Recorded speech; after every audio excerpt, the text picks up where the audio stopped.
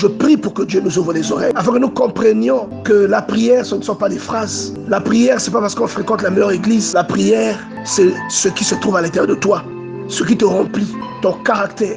Parce que la bouche parle de l'abondance du cœur. Il dit, le roi de Moab est venu me chercher dans le pays de l'Orient. Et il m'a dit, viens me maudire ce peuple. Et Balaam s'étonne. Mais comment est-ce que je peux maudire celui que Dieu a béni? La Bible dit que Dieu avait béni Noé et ses fils. Celui que Dieu bénit, personne ne peut le maudire. Est-ce que tu comprends ce que je te dis? Je ne sais pas si Dieu t'a béni. Quand tu lis l'histoire de Noé, vous allez remarquer quand Noé est surpris nu par son fils, plutôt que de maudire son fils, Noé maudit son petit-fils. Pourquoi? Celui que Dieu bénit, personne ne peut le maudire. Et Balaam dit, mais comment est-ce que je peux maudire celui que Dieu n'a pas maudit? Comment peut-on me dire de maudire celui que Dieu a béni? Ce peuple n'a pas sa place auprès des nations. Il a sa demeure à l'écart. Et j'aimerais que tu comprennes cela.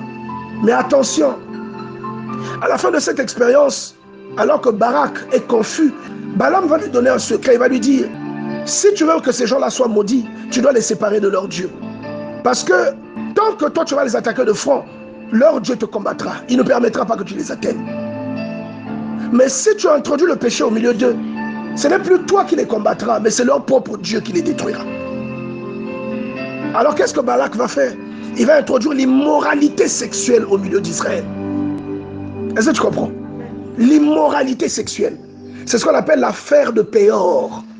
Là où les enfants d'Israël se sont livrés à l'impudicité et ils ont adoré des dieux étrangers et ils ont mangé des viandes sacrifiées aux idoles. Et la Bible dit que Dieu lui-même a frappé ses enfants. Peut-être des choses que tu vis aujourd'hui, c'est à cause de ton caractère sexuel, à cause de ton comportement sexuel. Parce qu'il y a un type de comportement, un type de désordre qui te dissocie de Dieu. Toi, tu demeures dans la présence de Dieu à cause d'un certain caractère, à cause d'une certaine sanctification. Lorsque tu la perds, Dieu te tourne le dos et ce qui ne t'atteignait pas commence à t'atteindre. La mort que Balak voulait provoquer chez les enfants d'Israël, c'est finalement Dieu lui-même qui a fini par la causer au milieu d'eux parce qu'ils se sont dépravés sexuellement. Il y a des choses dans ta vie qui ne réussissent pas parce que tu es dans la dépravation. Sa place n'est pas parmi les gens. C'est-à-dire, tu es une personne consacrée. Tu ne peux pas être là où se trouve tout le monde. Sa place n'est pas là où se trouve la foule. C'est ça que signifie la consécration. C'est la mise à l'écart. Il dit, ce peuple n'a pas sa place auprès des nations. Il a sa demeure à l'écart.